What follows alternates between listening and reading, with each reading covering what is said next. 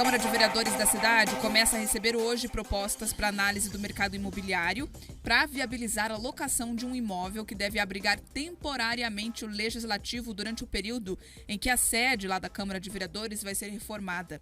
O prédio da Câmara, que foi inaugurado na década de 70, vai passar por uma grande reforma ainda neste ano. As obras devem custar mais de 16 milhões de reais. A mesa diretora da Câmara entendeu ser inviável a permanência dos serviços do Legislativo na sede atual durante o período de reforma, isso porque as obras serão feitas em todas as áreas do prédio. Para a escolha do prédio que será alugado, alguns aspectos serão levados em consideração.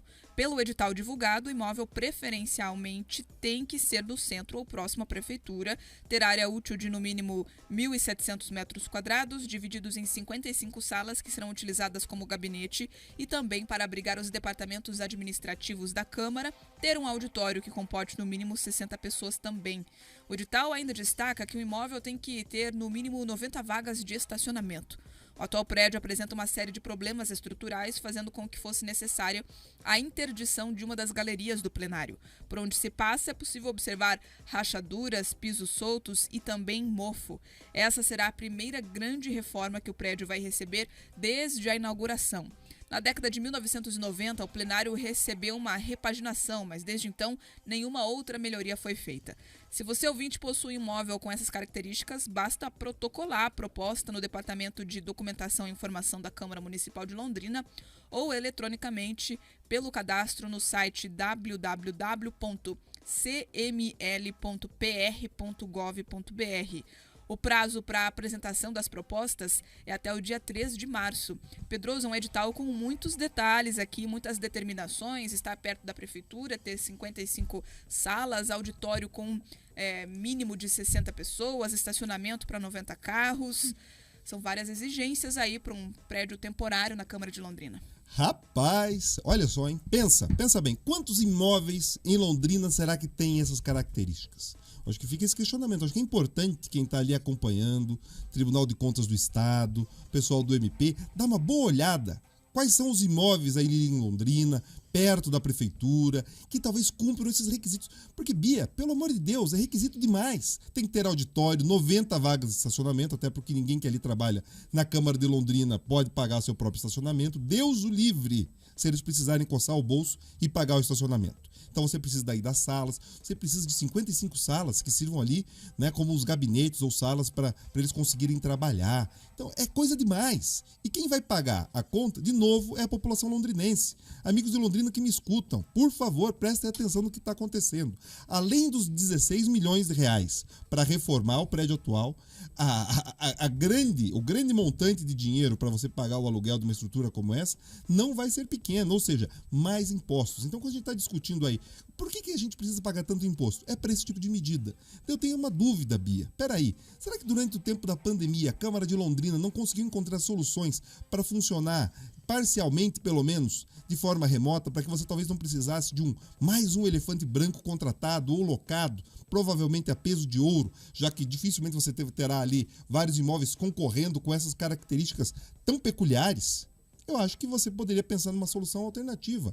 Será que nenhum dos setores hoje que funcionam presencialmente não poderiam, nesse tempo da reforma, talvez funcionar ali à distância, funcionar ali no teletrabalho ou parcialmente? Porque é isso, durante todo esse período da pandemia eles conseguiram. Mais do que isso, em outros momentos a gente acompanhou câmaras de vereadores votando assuntos até polêmicos à distância. Então acho que os vereadores de Londrina podem colocar a mão ali na consciência e pensar em outras alternativas. E agora, se você tem essa possibilidade de locar e tudo mais, vale a pena a gente também enxergar o quão útil são todas essas estruturas que hoje estão alocadas no prédio da Câmara. Ou seja, eles precisam olhar também para a eficiência desse gasto público.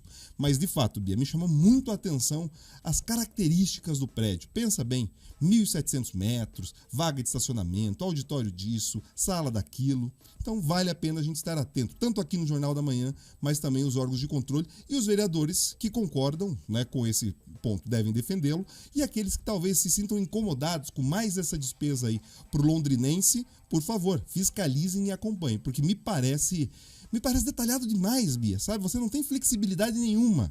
Não, e você ainda escolhe aí a região da cidade. Enfim, é uma situação, no mínimo, peculiar. E vale de exemplo para todos os outros municípios do Paraná, né? Você tem Curitiba discutindo ali uma reforma e ampliação na Câmara de Curitiba, fica também um alerta. Será que ali na frente eles vão precisar também locar algum lugar para poder deslocar os trabalhos da Câmara de Curitiba? A gente tem que começar a se perguntar qual é a real necessidade de prédios tão amplos e tão, muitas vezes, pouco funcionais, né? Às vezes eles têm essa característica muito mais de um luxo, de uma exuberância do que necessariamente um local de trabalho.